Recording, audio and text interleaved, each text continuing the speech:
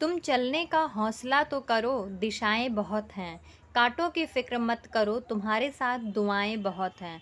दोस्तों, स्वागत है आप सभी का आपके अपने चैनल ऑनलाइन स्टडी पॉइंट में। और आज है 13 सितंबर। आज हम देखेंगे 13 सितंबर के महत्वपूर्ण करंट अफेयर्स को। दोस्तों, अगर आपने अभी तक हमारे चैनल को सब्सक्राइब नहीं किया है तो फटाफट सब्सक्राइब कर लीजिए और साथ ही बेल आइकन ज़रूर दबा लीजिए ताकि हमारे वीडियोज़ की नोटिफिकेशन आपको मिलती रहे। चलिए शुरू करते हैं आज के महत्वपूर्ण करंट अफेयर्स को। आज का पहला सवाल है, हाल ही में आईसीआईसीआई बैंक के एमडी और सीईओ के रूप में किसे नियुक्त किया गया है? इसका सही जवाब है दोस्तों ऑप्शन सी, संदीप बख्शी को। ठीक है, संदीप बख्शी को आईसीआईसीआई बैंक के नए एमडी और सीईओ के रूप में नियुक्त कर दिया गया है। ये हैं संदीप बख्शी जी, जैसा कि आप पिक्चर में देख रहे होंगे।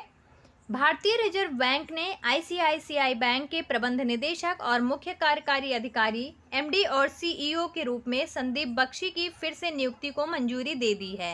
आरबीआई की मंजूरी 11 सितंबर को एक एक्सचेंज फाइलिंग के माध्यम से मिली और आईसीआईसीआई बैंक के एमडी और सीईओ के रूप में संदीप बख्शी का कार्यकाल 4 अक्टूबर 2023 से 3 अक्टूबर 2026 तक बढ़ा दिया गया है। दोस्तों, इससे पहले भी ये आईसीआईसीआई बैंक के प्रबंध निदेशक और मुख्य कार्यकारी अधिकारी के रूप में कार्य कर रहे थे और इनका कार्यकाल फिर से बढ़ा दिया गया है। कब से कब तक के लिए?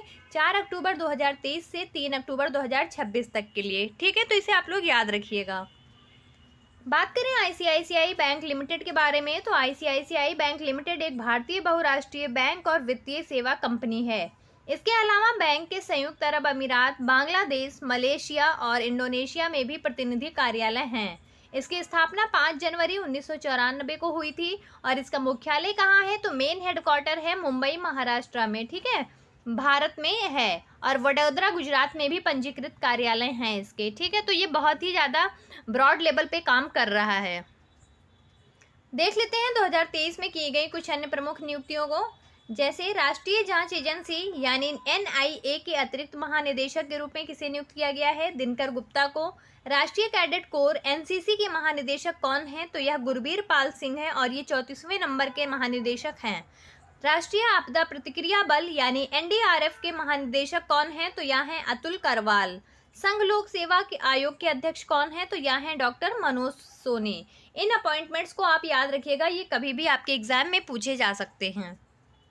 नेक्स्ट देख लेते हैं, हाल ही में किस सरकार द्वारा सामाजिक कल्याण योजना कलैगनार मगलिर उरिमई थोगई थिट्टम शुरू की जाएगी? दोस्तों, ये थोड़ी टफ योजना है आप लोग, क्योंकि ये बेसिकली साउथ की लैंग्वेज में लिखी गई है, तो इसे आप लोग याद रखिएगा, याद करने की कोशिश करिएगा। तो यह कहाँ की योजना है? यह योजना है तमिलनाडु की। ठीक है, यानी ये तमिल लैंग्वेज में लिखी गई योजना है और इसका जो मेन पर्पस है वह सामाजिक कल्याण करना है। और इसमें इस योजना के अंतर्गत होगा क्या? महिलाओं को 1000 रुपये प्रतिमास आर्थिक सहायता दी जाएगी। ठीक है, तो यह तमिलनाडु के द्वारा लॉन्च की गई है।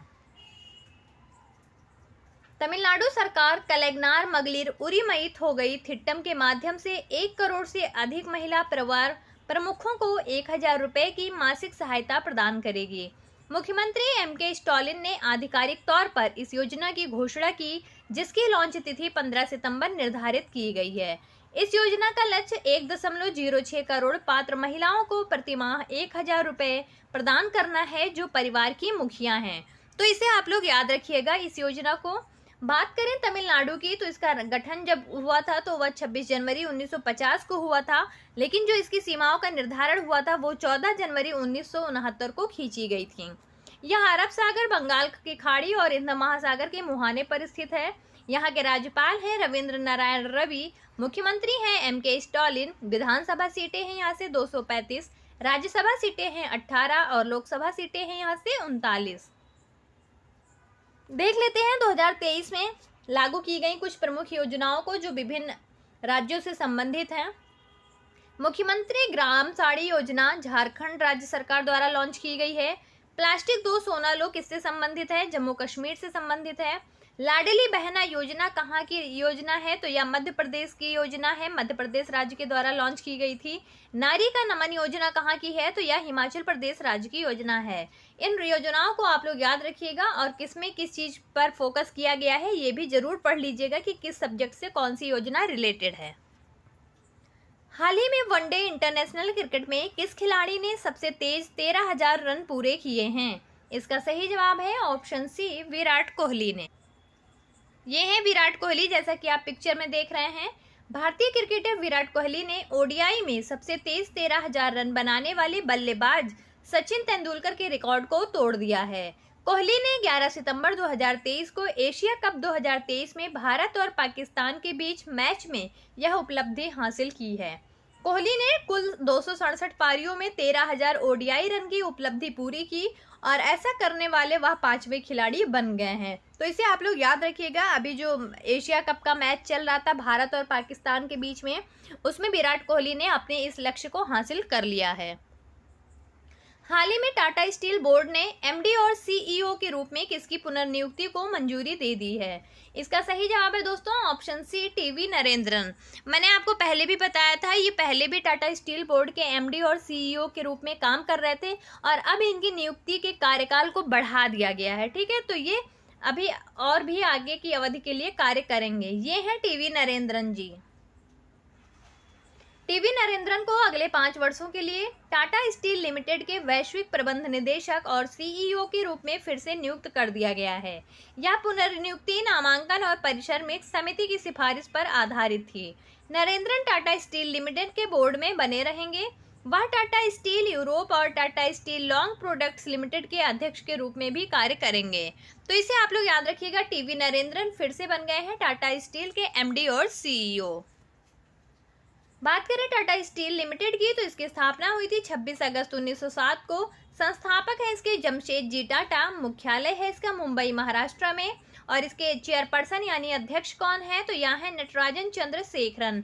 दोस्तों, टाटा स्टील कंपनी के बारे में बहुत ही ज़्यादा क्वेश्चन बनते हैं और पूछे भी जाते हैं अक्सर, तो इसे आप लोग याद रखिएगा इन तथ्यों को। ठीक है, नेक्स्ट देख लेते हैं कुछ अन्य प्रमुख नियुक्तियों को। संघ लोक सेवा आयोग के अध्यक्ष कौन है? डॉक्टर मनोज सोनी। कर्मचारी चयन आयोग के वर्तमान अध्यक्ष कौन है? तो यस किशोर हैं। कंपनी कानून बोर्ड के अध्यक्ष कौन है? तो यह महेश मित्तल कुमार हैं। अगला सवाल है, हाल ही में किसको आईजीबीसी का ग्रीन रेलवे स्टेशन सर्टिफिकेट मिला है? तो इसका सही जवाब है दोस्तों option C, Bengaluru Vijayawada railway station. इसे ग्रीन रेलवे स्टेशन का सर्टिफिकेट दिया गया है। विजयवाड़ा रेलवे स्टेशन को पर्यावरण मानकों में सुधार और यात्रियों को पर्यावरण के अनुकूल सेवाएं प्रदान करने के प्रयासों के लिए भारतीय ग्रीन बिल्डिंग काउंसिल द्वारा प्लेटिनम की उच्चतम रेटिंग के साथ ग्रीन रेलवे स्टेशन सर्टिफिकेट से सम्मानित किया गया है। यह 2019 में सोने से 2023 में प्लेटिनम तक स्टेशन की रेटिंग का उन्नयन है। तो इसे आप लोग याद रखिएगा, विजयवाड़ा रेलवे स्टेशन जो कि बेंगलुरु में स्थित है, इसे ग्रीन रेलवे स्टेशन का सर्टिफिकेट दे दिया गया है। अगला सवाल है, हाल ही में 2023 में क्षेत्रीय सहयोग एवं एकता सम्मेलन का आयोजन किस संस्था ने किया है? इसका सही जवाब है ऑप्शन डी, एडीबी। यानी एडीबी का फुल फॉर्म क्या होता है? Asian development bank. Asian development bank के द्वारा 2023 क्षेत्रीय सहयोग एवं एकता सम्मेलन का आयोजन किया गया है। भारत ने हाल ही में जॉर्जिया में एशियाई विकास बैंक यानी एडीबी द्वारा आयोजित 2023 क्षेत्रीय सहयोग और एकीकरण सम्मेलन में अपना पीएम गति शक्ति राष्ट्रीय मास्टर प्लान प्रस्तुत किया। इस सम्मेलन का उद्देश्य आर्थिक गलियारा विकास के माध्यम से क्षेत्रीय सहयोग को बढ़ाना है। पीएम गति शक्ति मंच डेटा संचालित निर्णय लेने वाले उपकरण प्रदान करता है और महत्वपूर्ण परियोजना स्थानों के आसपास समग्र विकास को बढ़ावा देता है। तो इसे आप लोग याद रखेंगे, यह एडीबी के द्वारा आयोजित किया गया है।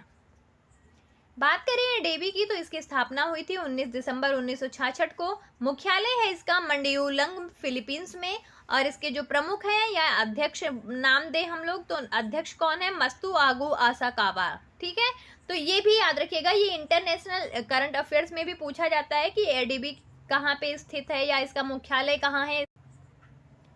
अगला सवाल है, हाल ही में राष्ट्रीय वन शहीद दिवस 2023 कब मनाया गया? इसका सही जवाब है ऑप्शन सी 11 सितंबर। हर साल 11 सितंबर को राष्ट्रीय वन शहीद दिवस मनाया जाता है। यह दिन वनों और वन्य जीव के संरक्षण के लिए व्यक्तियों द्वारा किए गए बलिदान का सम्मान करने के लिए मनाया जाता है। इसका उद्देश्य हमारे वनों, वन्य जीवन और प्राकृतिक संसाधनों के संरक्षण के महत्व के बारे में जागरूकता बढ़ाना है। हालांकि इस दिन का इतिहास 1730 में खिजड़ली नरसंहार से खोजा जा सकता है। तो दोस्तों इतना डिटेल में हम थोड़ा बहुत फैक्ट एक्स्ट्रा बता देते हैं, बट ये आप लोग याद रखिएगा, मोस्ट इम्पॉर्टेंट है इसमें कि ये कब मनाया जाता है। तो यह 11 सितंबर को मनाया जाता है। सितंबर माह में मनाए जाने वाले कुछ अन्य प्रमुख दिवसों को देख लेते हैं। 2 सितंबर को कौन सा दिवस मनाया जाता है? विश्व नारियल दिवस। 3 सितंबर को क्या मनाया जाता है? गगनचुंबी इमारत दिवस। 5 सितंबर को क्या मनाते हैं? तो अंतर्राष्ट्रीय चैरिटी दिवस और भारत में शिक्षक दिवस भी मनाया जाता है। 8 सितंबर को विश्व साक्षरता दिवस मनाया जाता है। दोस्तों आप लोग कमेंट सेक्शन में बताइएगा कि इस बार विश्व साक्षरता दिवस की थीम क्या रखी गई थी। ठीक है, आप लोग अपना सही जवाब कमेंट सेक्शन में भेजते रहें। देख लेते हैं अगला सवाल, नई दिल्ली में one week one lab programme को किसने लॉन्च किया है? इसका सही जवाब है option C doctor Jitendra Singh ने।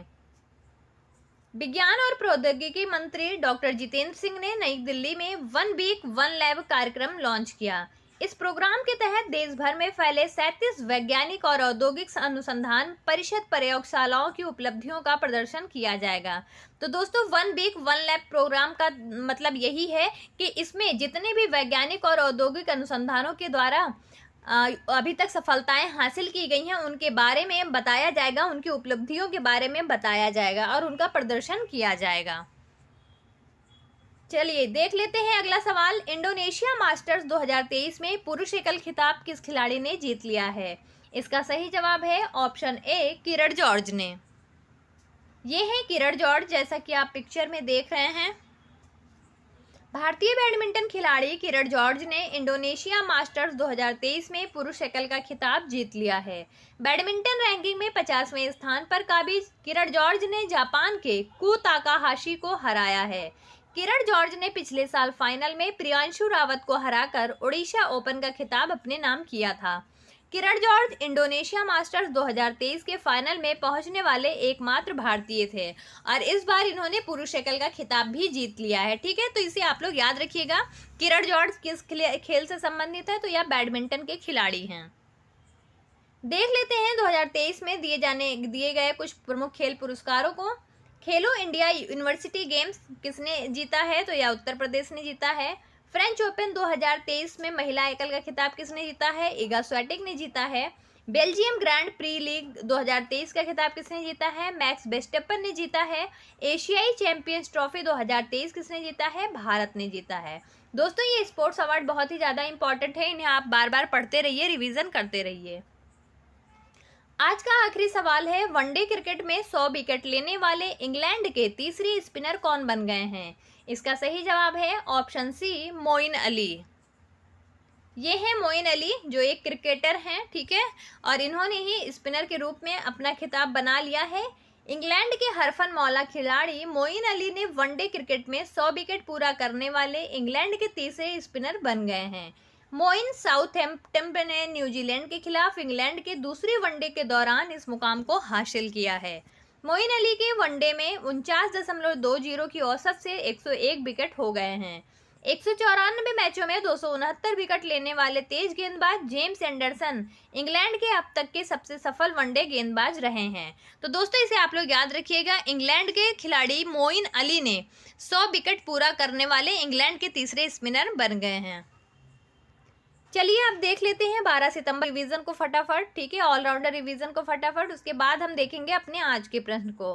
हाल ही में यूएस ओपन 2023 का पुरुष एकल खिताब जीतने वाले नोवाक जोकोविच किस देश के खिलाड़ी हैं? सर्बिया। हाल ही में कहाँ दुनिया के सबसे ऊंचे लड़ाकू हवाई क्षेत्र का निर्माण शुरू किया गया है? लद्दाख में। हाल ही में वर्ष 2022 के शांति स्वरूप भटनागर पुरस्कार के लिए कितने वैज्ञानिकों को चुना गया है? 12 वैज्ञानिकों को। हाल ही में कहाँ बंगस एडवेंचर फेस्टिवल का उद्घाटन किया गया है? जम्मू कश्मीर में। हाल ही में वानुआतू की संसद ने किसको नया प्रधानमंत्री चुना है? सातु किलमैन को। हाल ही में स्वच्छ वायु सर्वेक्षण 2023 में कौन शीर्ष पर रहा है? इंदौर। यूएस ओपन 2023 का महिला एकल खिताब किसने जीता है? कोको गॉफ ने। सैफ अंडर 16 चैंपियनशिप 2023 का खिताब किस टीम ने जीता है? भारत ने। एशियाई तटरक्षक एजेंसियों के प्रमुखों की बैठक कहां आयोजित की गई? इस्तांबुल में। नई दिल्ली G20 शिखर सम्मेलन के दौरान भारत ने G20 की अध्यक्षता किस देश को सौंपी है? ब्राजील को। दोस्तों, ये थे हमारे 12 सितंबर के ऑलराउंडर रिवीजन। और अब देख लेते हैं आज के प्रश्न को। हाल ही में यूएस ओपन 2023 का पुरुष एकल खिताब जीतने वाले नोवाक जोकोविच किस देश के खिलाड़ी हैं? दोस्तों, ऑप्शंस दिए गए हैं, आप अपना सही जवाब कमेंट सेक्शन में भेजते रहें। और अगर आपको हमारी वीडियोस अच्छी लगी हो तो प्लीज़ ज़्यादा से ज़्यादा लाइक करें, शेयर करें और हमारे चैनल को सब्सक्राइब करते रहें। दोस्तों, आप सभी का बहुत बहुत धन्यवाद। आप सभी का दिन शुभ हो।